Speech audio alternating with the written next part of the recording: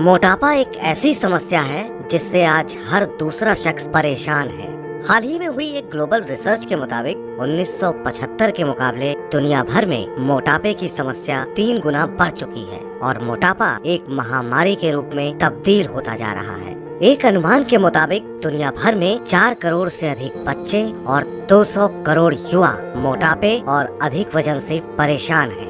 ताज्जुब की बात है कि जहां आजादी के बाद भारत जैसा देश सूखे, अकाल और भुखमरी से जूझ रहा था और बच्चों में बढ़ता कुपोषण एक बड़ी समस्या थी, आज वहीं पिछले कुछ दशकों से लोगों की बढ़ती आमदनी और जीवन शैली में बदलाव के चलते लोगों ने एक पोषण संबंधी समस्या पैदा की है, जिसे हम मोटापे के नाम से जानते हैं।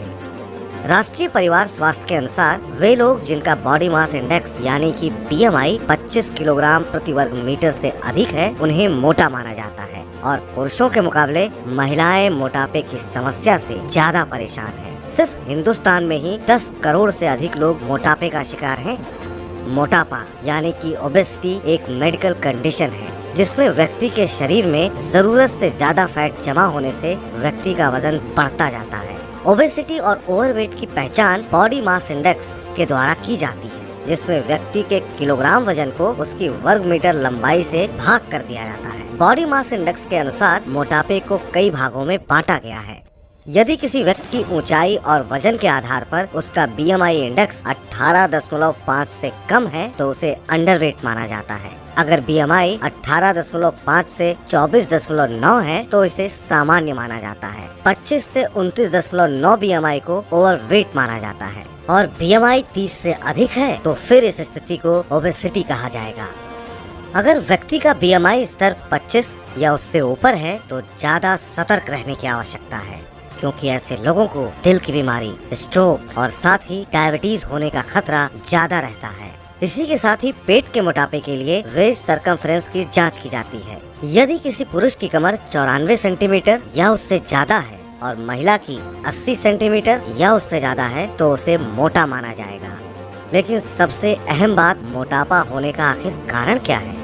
सबसे पहला कारण, हमें ऊर्जा के लिए कैलोरी की जरूरत होती है। खाने के बाद काम करते समय हम काफी कैलोरी बर्न करते हैं, लेकिन अगर हम जरूरत से ज्यादा कैलोरी का सेवन करते हैं तो एक्स्ट्रा कैलोरी फैट के रूप में हमारे शरीर में इकट्ठा होना शुरू हो जाती है, जो मोटापे का सबसे मुख्य कारण है।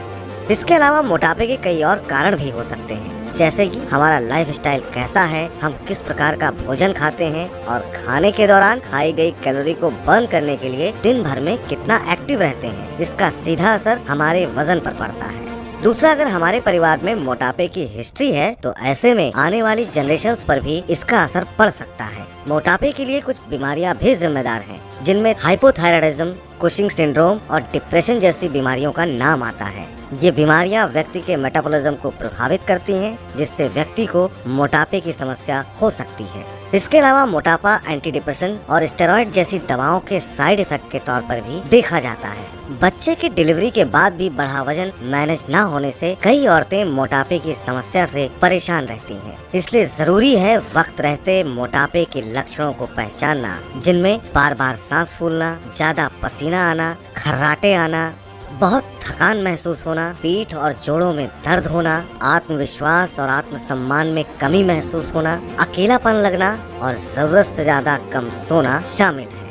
भारत में मोटापे का ग्राफ लगातार बढ़ता जा रहा है और मोटापा एक ऐसी बीमारी है जो अकेले नहीं आती, बल्कि अपने साथ कई और बीमारियां लाती है, जिनमें हाई ब्लड प्रेशर, डायबिटीज, हृदय संबंधी बीमारियां, डिसलिपिडेमिया, मस्तिष्क संबंधी बीमारी, स्लीप एपनिया और ऑस्टियोआर्थराइटिस शामिल है।